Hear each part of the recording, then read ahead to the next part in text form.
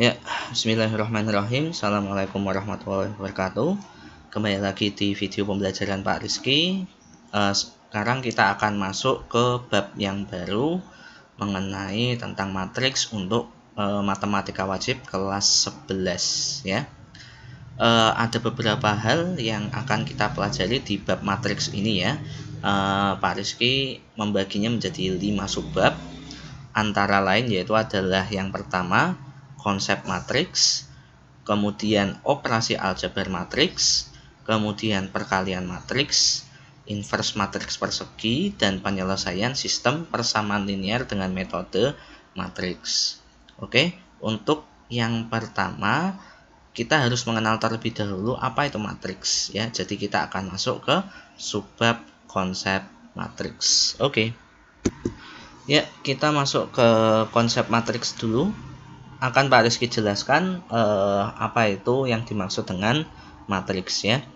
Jadi matriks adalah bilangan yang nanti akan disebut dengan elemen dari matriks yang disusun atas baris dan kolom dalam kurung biasa atau bentuk kurung siku dan dilambangkan matriks itu dengan huruf kapital ya. Jadi kalau kalian lihat ini adalah baris dan kolom untuk masing-masing elemennya ya. Jadi di sini ada baris, ada kolom, nanti disusun dengan berbagai macam bilangan-bilangan di baris dan kolom tersebut ya. Jadi ini dibatasi dengan kurung biasa, boleh kalian gunakan kurung siku juga. Nah, kesatuan baris dan kolom antar elemen ini disimbolkan dengan huruf kapital. Boleh A besar, boleh B besar, atau sembarang macam huruf yang dengan kapital besar. Hati-hati kalau huruf kecil itu bukan untuk simbol matriks ya. Itu untuk variabel aljabar yang bukan matriks. Oke, jadi di sini misalnya kalian perhatikan untuk elemen-elemen dalam matriksnya di sini ya. Jadi kita lihat yang di kursor di sini A11. Ini artinya adalah elemen pada baris 1 kolom 1. Kemudian kita menyesuaikan lagi misalnya di mana? Ya, misalnya di sini ya. A21. Di sini berarti artinya ia adalah elemen pada baris 2 kolom 1. Dan seterusnya sampai dengan ini adalah sampai dengan kolom N, dan ini sampai dengan baris N. Jadi untuk yang ujung ini sembarang ya, sembarang baris dan kolom dengan ini formatnya adalah elemen untuk baris N kolom ke N. Oke, misalnya Pak Rizky tulis dulu ya contoh ya.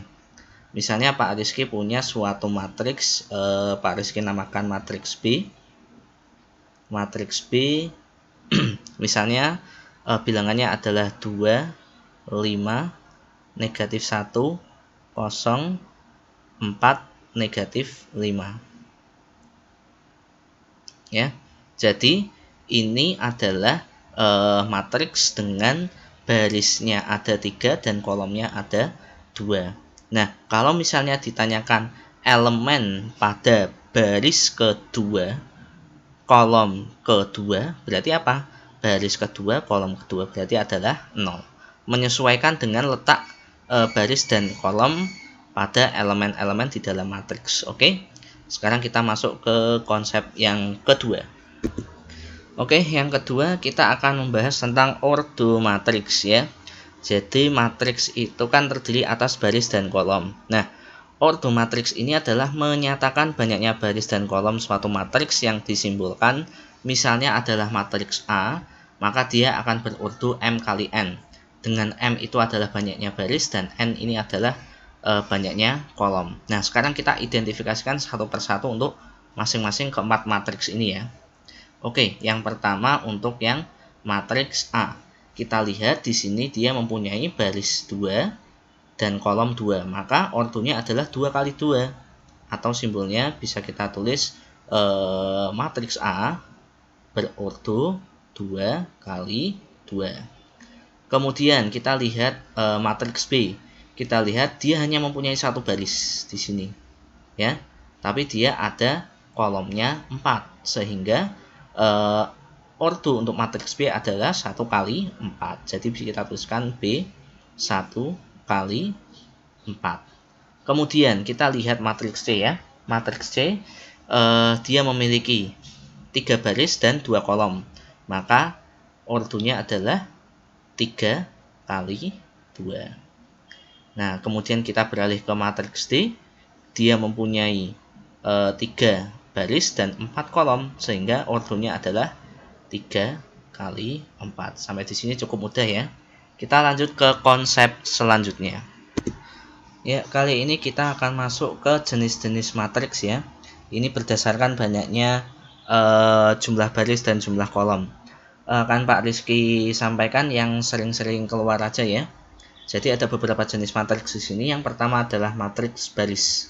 Matriks yang berordo 1 kali n.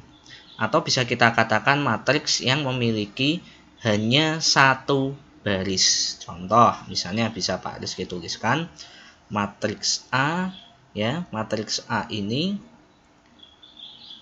1 3 negatif 4 0 0 dan seterusnya, kolomnya sebanyak apapun, misalnya kolom yang terakhir itu adalah n. Ya.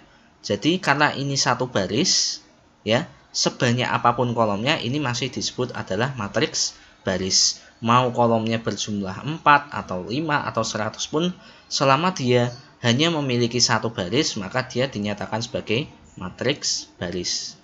Kemudian matriks kolom. Matriks kolom, matriks yang berordo m kali 1.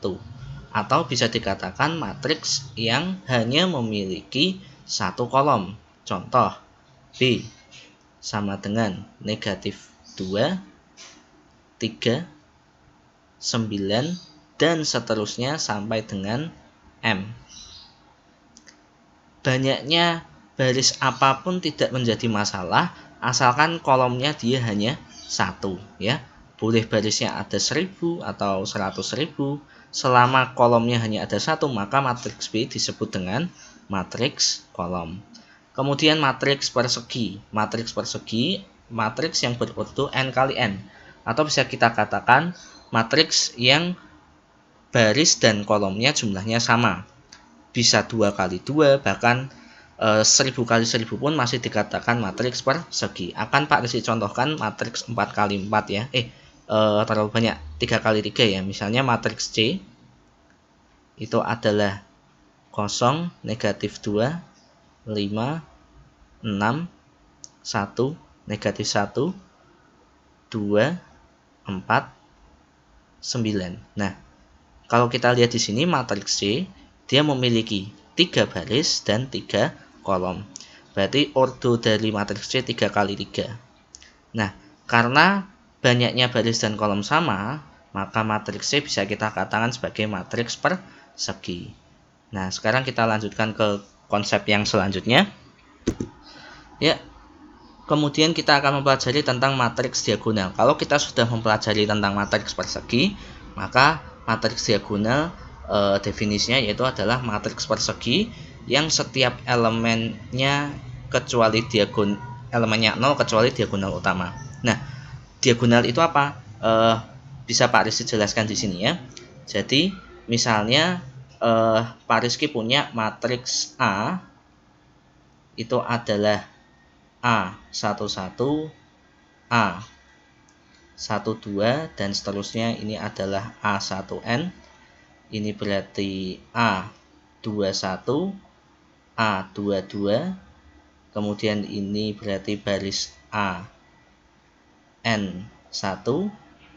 dan seterusnya, ini berarti A2n ya. Nah, maka yang paling ujung di sini adalah ANN.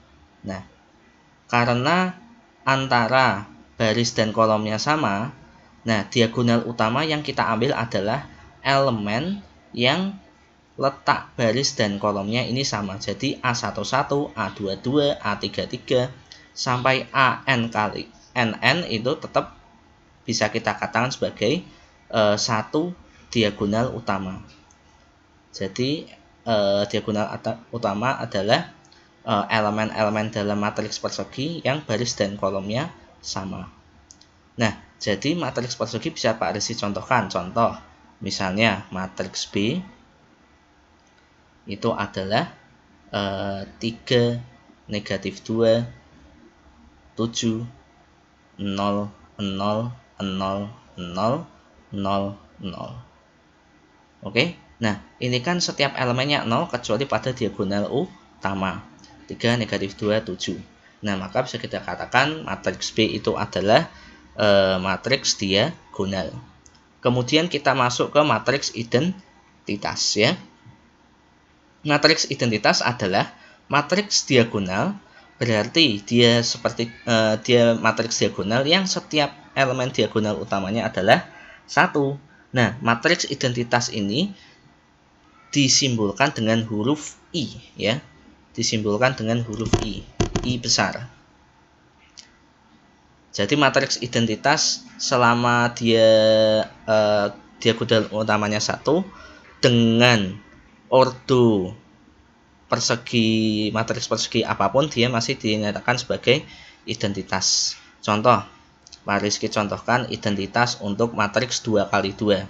Maka yaitu bisa Pak Rizky tuliskan 1, 0, 0, 1. Ini identitas untuk matriks 2 kali 2. Kalau yang identitas untuk matriks 3 kali 3, ya berarti 1, 0, 0, 0, 1, 0, 0, 0, 1. Nah, elemen diagonal utamanya adalah 1.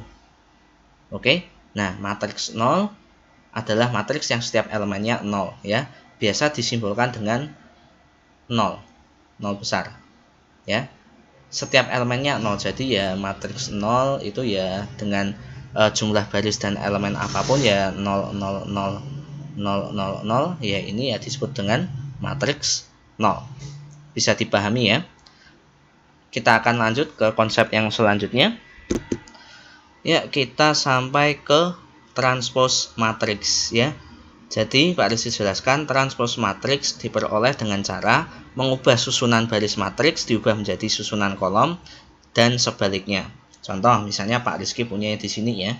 Matriks A ini 2, negatif 3, 3, 5, negatif 7, 4. Nah, ini kan jelas bahwa ordo untuk matriks A itu adalah barisnya ada 3, kolomnya ada 2. Nah, transpose dari matriks A disimbolkan dengan A dengan pangkat T.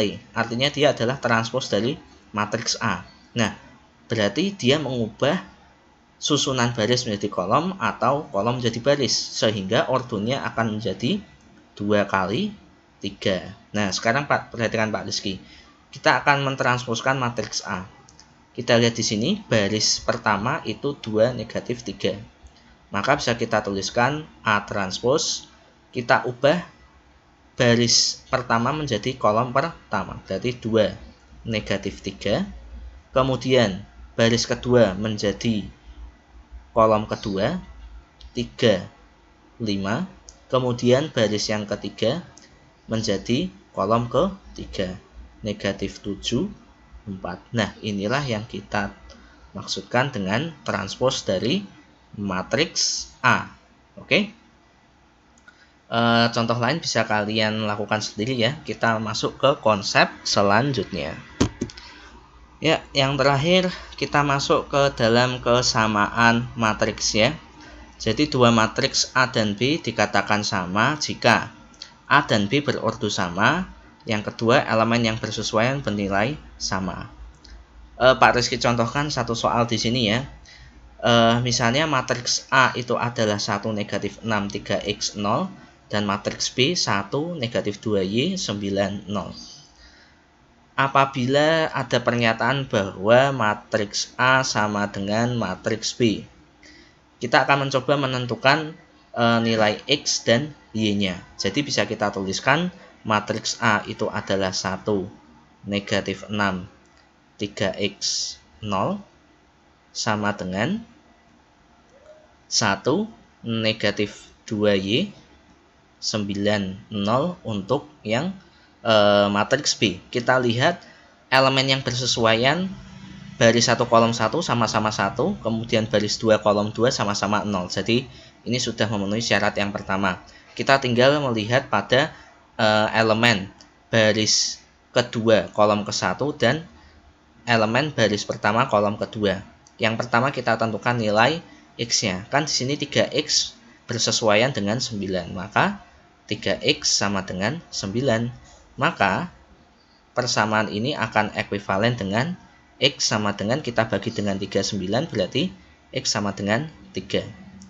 Sedangkan untuk elemen yang di sini, baris pertama kolom kedua, negatif 6 sama dengan negatif 2Y.